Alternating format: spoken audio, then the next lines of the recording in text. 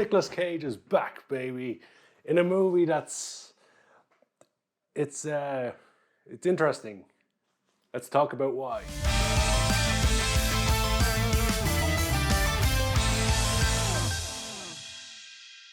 The Unbearable Weight of Massive Talent is a movie which sees Nicolas Cage play the role of Nicolas Cage.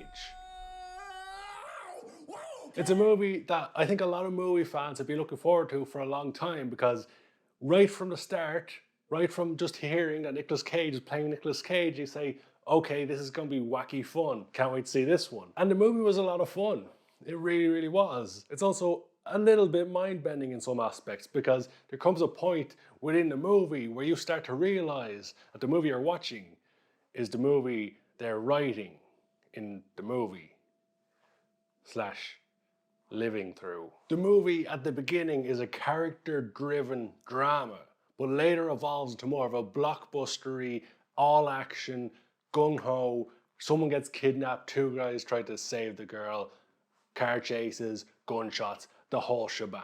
And the movie even tells you that in the movie. Now, going into this one, I was not expecting one of the greatest movies ever. I wasn't expecting a classic Nicolas Cage movie even, or even one of the more recent he just does whatever Nicolas Cage movies. Like I said at the beginning, I was expecting a lot of fun, and I had a lot of fun with this one, although in the first 10-15 minutes, when it's the drama-y part, I was getting a little bit bored. And in fact, 4 people in my cinema left less than 20 minutes in. Maybe they thought it was going to be something completely different, or maybe they just went into the wrong movie theater. I'm not quite sure. One of the things that drives the whole movie is the bromance between Pedro Pascal and Nicolas Cage's characters. They play off each other so well within the movie, whether they're being dramatic or a little bit wacky, or whether they're on LSD. We will both die, and I could never live with myself after that, so you let go!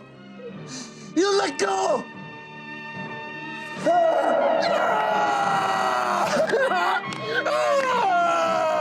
Goodbye, Nicolas Cage. I'll never forget you, Rams. I'll never forget you. No, you get the hell out of here! You go! The movie is one for Nicolas Cage fans. If you're a big fan of Nicolas Cage, or even just the Nicolas Cage memes, there's a lot in this movie that you will get. If you don't have any clue about any Nicolas Cage memes or movies, you'll be completely lost with some of the references. Also, in terms of filmmaking, there's a lot of filmmaking references in there, and a lot of filmmaker jokes in there that mainstream audiences might not get. When I left the cinema, I was ultimately left wondering to myself, did I enjoy it? Was it good? And it's one that I've had pondering in my mind for multiple hours now. I watched it last night, and I've let it stew in my brain ever since as to what did I just see? Was it spectacular or was it awful? And to be honest with you, I'm not 100% sure sitting here right now, because parts of it were hilarious, parts of it were brilliant, parts of it were boring, and parts of it were generic. But I think even the generic parts were supposed to be generic based on the tone of the movie by the end. That seems like a lot of words I just said. It is without a shadow of a doubt the best Nicolas Cage movie I've seen in a while. But that's not saying much, because he's made a lot of bad movies. So, you know. And it will be interesting to see whether this movie does have a knock-on effect on Nicolas Cage's career in terms of putting him back in the mega blockbusters, because he hasn't been in one in a while. Although he is a damn good actor, I think we can all agree on that.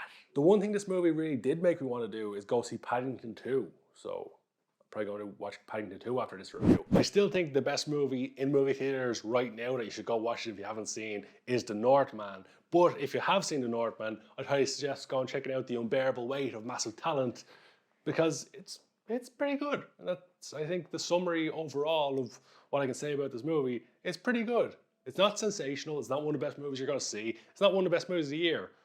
But it's not one of the worst. And there's certainly going to be far worse movies this year that come out. And if you're a Nicolas Cage fan, I think there's a lot of laughs in there to be had. So ultimately, when it comes down to a rating for The Unbearable Weight of Massive Talent, for me, it's a 7 out of 10 movie. Solid, a lot of fun in places, bit, yeah, in other places. The interesting thing at the end of it all is how many movie review thumbnails are going to be on YouTube of people doing this. I'm guessing like at least 7. At least 7.